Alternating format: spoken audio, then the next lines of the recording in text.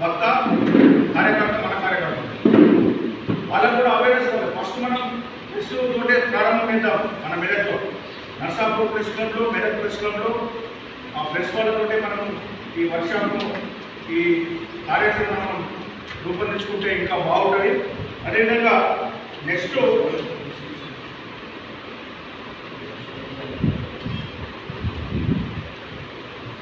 Officers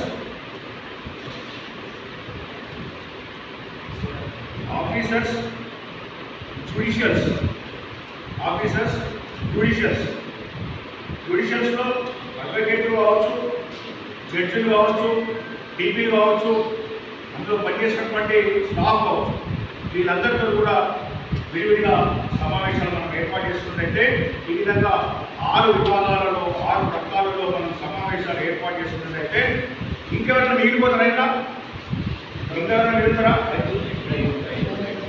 రైతు సంఘం employees కానీ రైతులు కానీ వాటిని ఇంకా ఎవరైతే ఉంటారో వీళ్ళందరూ కూడా పెడితే మేము కూడా దాన్ని బట్టి మనం రావాలి. మనం కూడా ఇంకా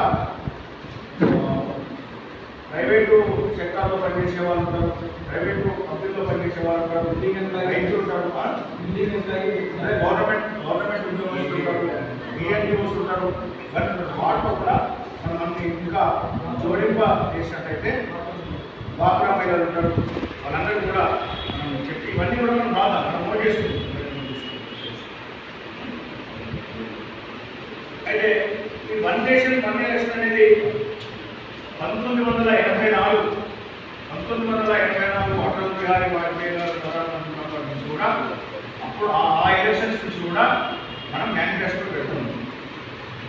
ప్రతిసారి కూడా మేనిఫెస్టోలో మనం పొందుపరుస్తూ ఉన్నాం.